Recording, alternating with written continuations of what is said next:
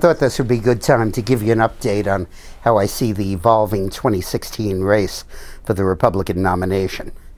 I believe that eventually it's going to come down to Jeb Bush representing the establishment of the party, and either Ted Cruz or Scott Walker or Mike Huckabee representing the, for want of a better word, the insurgent wing of the party. That is the Koch brothers, the billionaire group, the Tea Party, and those that are not wed to the establishment.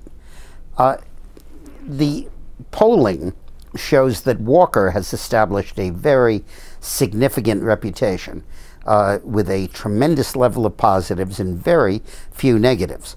People really approve of what he did in Wisconsin to fight the labor unions. Cruz has strong positives also, but rather high negatives.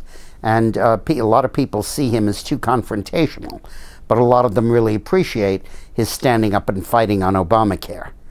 And Mike Huckabee seems to have secularized his image to a point where he no longer gets rejected for being in the evangelical ghetto, meaning that he can get all the evangelicals but nobody else. A recent poll by NBC Wall Street Journal asked people, could you see yourself voting for this candidate, or could you never see yourself voting for him?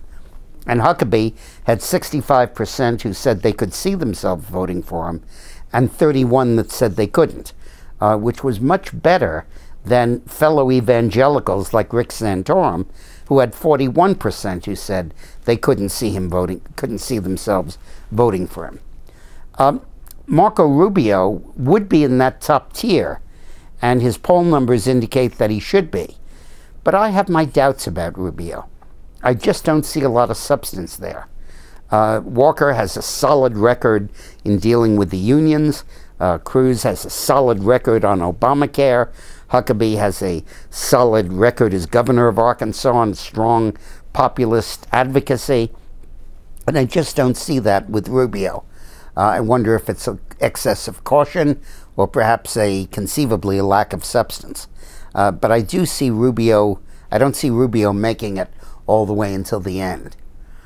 Some of the other candidates who have come out are interesting. Trump, of course, is a sui generis with a unique reputation for telling the truth, even when it hurts. And we'll see how he does in the field. Christie, I think, is basically out of it. I don't even expect him to declare. Kasich, the governor of Ohio, draws unexpectedly strong negatives in this poll. And a lot of the other candidates who you might think would be in the final cut are not really making it. The other question, of course, is whether Jeb Bush. I think he shows his rust on the campaign trail. I think it shows that he hasn't run for office in almost a decade. And I believe that the shock and awe, the momentum, the sweeping everything before him that happened when George W. Bush ran is not happening with Jeb.